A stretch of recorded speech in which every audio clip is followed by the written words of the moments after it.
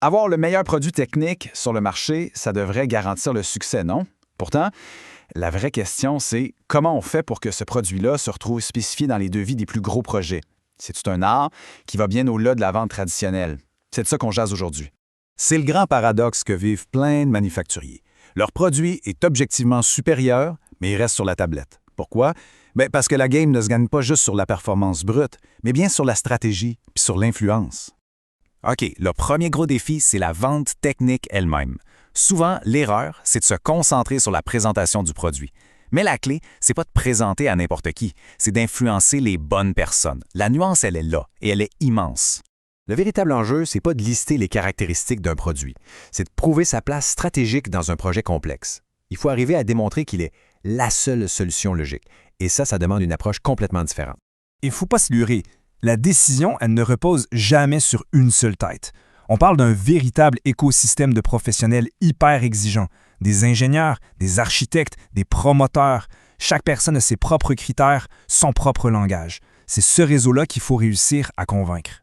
La solution, en fait, c'est de changer de rôle. Il faut passer de simple présentateur de produits à partenaire stratégique, quelqu'un qui valide le projet. C'est un changement de posture, un changement fondamental. Alors, qu'est-ce que ça mange en hiver un agent manufacturier stratégique? C'est un partenaire de haut niveau qui ne fait pas juste vendre. Son approche est sélective. Il choisit les bons projets, il offre des conseils stratégiques pour vraiment valider et ensuite sécuriser les opportunités. La sélectivité, c'est vraiment le cœur de sa valeur. Quand on compare les deux approches, la différence est frappante. D'un côté, la vente standard qui se concentre sur le produit, qui ratisse large et qui veut juste vendre. De l'autre, la représentation stratégique valide le rôle du produit, cible les décideurs clés et vise le but ultime, sécuriser une spécification dans le devis. On ne joue tout simplement pas dans la même ligue. Pour avoir ce genre d'approche, ça prend une fondation solide. Pour naviguer dans ce milieu complexe, il faut une crédibilité en béton et une maîtrise parfaite des codes du marché. Et ça, disons que ça ne s'improvise pas. Plus de 35 ans. Ce n'est pas juste un chiffre, là. C'est des décennies de relations bâties, de projets maîtrisés, de défis surmontés. C'est la base même de la crédibilité et de l'accès aux vrais décideurs. Et cette crédibilité-là, elle est confirmée par le marché lui-même. C'est le marché qui reconnaît cette expertise. Concrètement, ça veut dire que quand ce partenaire le parle, les professionnels écoutent. C'est ça, avoir une véritable autorité. Cette maîtrise, elle s'étend à plusieurs secteurs clés. Du génie conseil à l'architecture, en passant par le développement immobilier et les grandes industries. Cette polyvalence-là, ça montre une compréhension profonde, pas juste d'un domaine, mais de l'interaction entre tous ces joueurs. Bon, alors, comment ça marche concrètement? Le processus, il est axé sur la haute valeur. Le but, c'est de prendre des fiches techniques, qui sont souvent assez denses, et de les transformer en ententes commerciales solides et signées.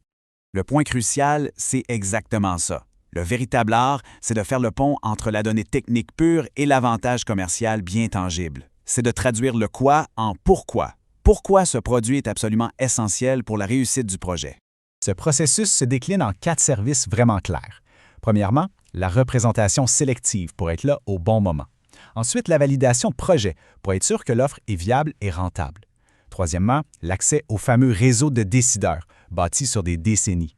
Et enfin, le soutien direct à la conclusion pour s'assurer que ça se termine avec une signature. C'est un processus complet de A à Z. Pour conclure, tout ça vise une chose, l'excellence commerciale, c'est-à-dire d'avoir une représentation qui est à la hauteur de la rigueur et de l'innovation du produit lui-même. Le but ultime, au fond, il est simple, c'est de s'assurer qu'un produit technique exceptionnel a droit à une représentation tout aussi exceptionnelle, une représentation intelligente, stratégique et rigoureuse. C'est la seule façon de transformer la supériorité technique en succès commercial. On termine avec la question qui tue. Pour n'importe quel manufacturier qui met tant d'efforts dans son produit, la réflexion c'est: est-ce que ce produit est représenté avec toute l'intelligence et la finesse qu'il mérite vraiment?